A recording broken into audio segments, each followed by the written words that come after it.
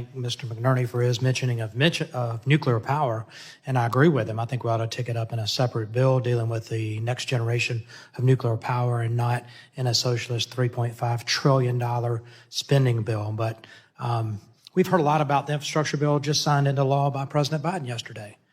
But I believe that the Tax Cut and Jobs Act created more jobs because it did it through private dollars and tax savings and incentivized innovation and development in the private sector versus spending American tax dollars, $1.2 trillion in American tax dollars, to try to create jobs with government money. Let's follow the science and the facts. Let's not use manipulated computer models or hockey sticks or unrealistic timelines. The United States of America, without being mandated to comply with wealth redistribution treaties and accords coming out of Kyoto or Paris, has actually lowered its carbon emissions below the targets that were set by those accords. And they didn't do it because they were mandated. They did it because American innovation and technology. Why and how? Innovation, period. The problem with these accords and treaties, including the recent climate summit in Glasgow, is less about what was in those treaties and accords and more about who wasn't there and who wasn't party to that. And that's China and Russia, period.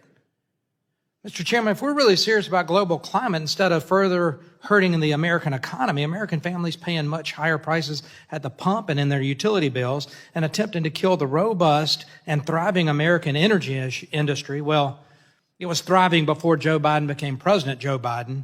We should hold a hearing on the true polluters, China and Russia, and massive emitters of carbon that were not present party to these accords. If the world wants to really address global carbon emissions that many believe are contributing to climate change, how do we do that? When China can continue to pump carbon at higher and higher levels through what, 2030, 2035? And Democrats want to penalize American industries and require average American families to pay more to heat and cool their homes, to drive their kids to school, or drive their car to attend their worship service at their church. America needs and Americans demand 24/7, 365 baseload power supply.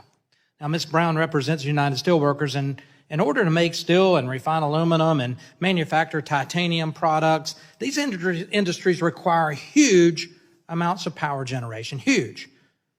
These smelters run on a heck of a lot of power. And it has to be always on and always available because you don't want that puppy to cool. Mr. Chairman, we need a hearing on nuclear power and how it will play a part in the energy security and in our energy future, especially when you think in terms of that 24/7, 365 reliability.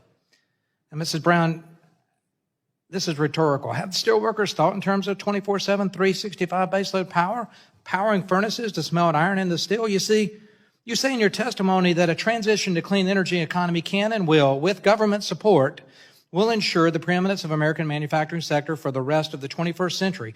You went through a list of United Steelworkers and you represent steel, glass, rubber, paper, concrete, but the manufacturing of all these requires tremendous energy usage.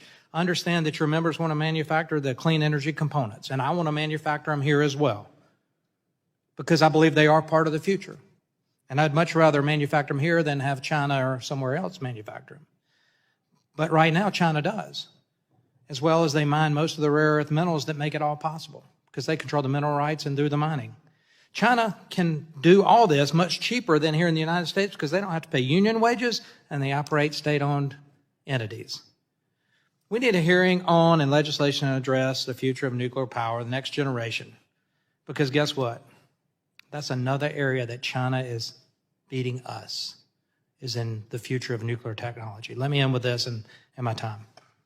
Socialism controls and pushes its version of the future onto a populace. Free markets create through innovation and investments. Let's unleash the American ingenuity and innovation and create our own energy future. I believe, as many Republicans do, that wind and solar and hydrogen and all these emerging technologies ought to be part of the energy matrix. We truly believe that. And we believe, and because we have seen it, that the American economy, the innovators and entrepreneurs will create these products. They will. If there's a market for it, and if they truly believe in it, it shouldn't be a socialist government pushing that down. We can do that while we continue doing what we've done over the last 20 years. And that's lower America's carbon emissions without being held hostage to these accords.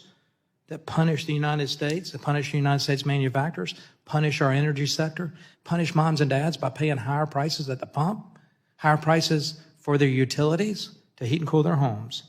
And we allow our adversaries to continue unfettered, and that's not fair to America. With that, I yield back. The gentleman yields back. We now